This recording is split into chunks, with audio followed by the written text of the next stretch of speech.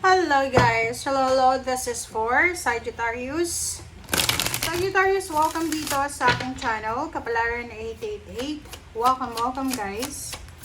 Alamin natin kung anong messages, vibration, gabay, energy para sa inyong lahat. This is timeless reading guys. Okay. Test this. Justice. Justice and checkmate. Wow. This is a good karma. Good karmic blessing, good karmic lessons. So, nakikita ko sa'yo dito, this is number 5. Wala kang dapat alalahanin daw. Sagittarius kasi checkmate to eh. 'Di ba? So, endings. So, nakikita ko sa'yo dito, posibleng makatanggap ka ng good karma, karmic blessings, karmic lessons, karmic justice. Yung checkmate card na to, ibig sabihin, panalo ka. Okay? So, kung sino man ang gumawa ng masama laban sa'yo, Sagittarius, talagang ibabalik ng universe yung karma sa kanila. Okay? Checkmate ka. Ang galing. Congratulations in advance.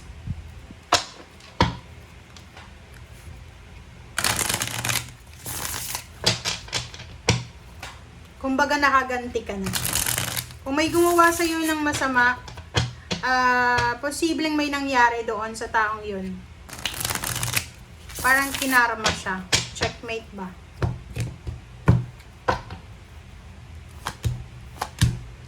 Oh, wow. So, nakikita ko sir dito, Sagittarius, if you're looking for a relationship, or if you're looking for a partner, a love life, sa nakikita natin, isang napakabilis na love life ang posibleng magde-develop or magpa-flourish. So, nakikita ko rin sa'yo dito na posibleng wedding to. Isang napakabilis na kasal, napakabilis na desisyon sa pagpapakasal or pag-aasawa ang posibleng gagawin mo. Okay, next is Knight of Pentacles and Seven of Swords. Sinasabi ng bara sa'yo dito, Sagittarius, na you need to be careful. Maging careful kayo, wag masyadong maging excited, okay? So, sabi ng bara sa'yo dito, kailangan mong matutunan na magkaroon ng pasensya.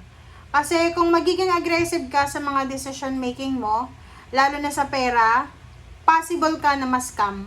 So, ano yung ibig sabihin yan? Ang ibig sabihin yan is, magdahan-dahan daw kayo, Sagittarius, sa pagdedesisyon. Kasi, yun, pwede kang maloko sa relationship, pwede ka din maloko sa pera. Okay? Okay, isang selebrasyon ang posibleng hindi matutuloy. Isang selebrasyon ang posibleng hindi matutuloy, Sagittarius. Nakikita ko sa'yo dito na may kailangan ka munang ayusin bago yung selebrasyon na yan. I don't know kung ano yung pinaplano mo, pero ang sabi ng bara sa'yo dito, ayusin mo muna yung problema mo bago ka gumawa ng isang importanteng desisyon.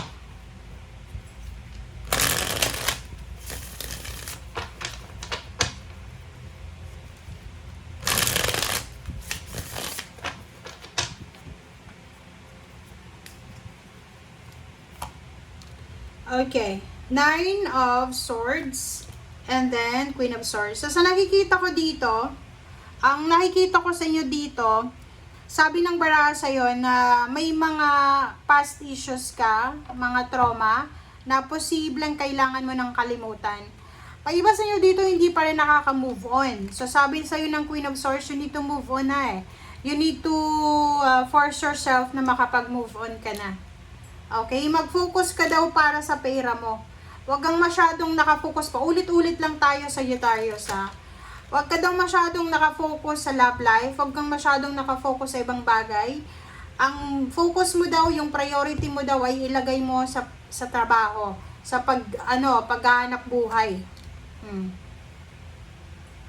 Kasi pag pinagsabay mo daw yung relationship tsaka trabaho, posibleng magsisisi ka na naman. Okay, Sagittarius, naririnig mo ba ako? Nakakaloka ka? Okay, so yun, temperance. Kailangan mo ng temperance, kailangan nating maghintay, kailangan natin ng pasensya. Huwag tayong magpadalos-dalos sa mga decision. Kaya ngayon sabi ko sa inyo, dati pa, 'di ba? sa love life nyo, huwag nyong ibigay yung lahat. Lahat. Mas okay pa na ibigay mo yung lahat ng lakas mo sa pagtatrabaho kasi kikita ka ng pera. May kahihinatnan. Para yung love life talaga wala yan eh. 'Di ba? Next is health. So, sinasabi ng bara sa'yo, you need to be careful sa yung health. Okay? Ang focus mo sa ngayon is yung health mo, physical, mental, psychological, financial health. Okay?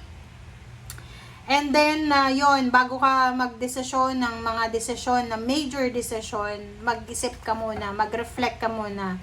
Okay? Nakakaloka. Ang nakikita ko sa'yo dito yon, may okasyon na pwedeng ma-delay. Mayroon din ditong pera, lump sum of money, na posibleng ma-delay. So, pwedeng ganun. Promotion, salary increase, or yung pag-iipon mo, pwedeng ma-delay yan kasi everyday gastos ka ng gastos.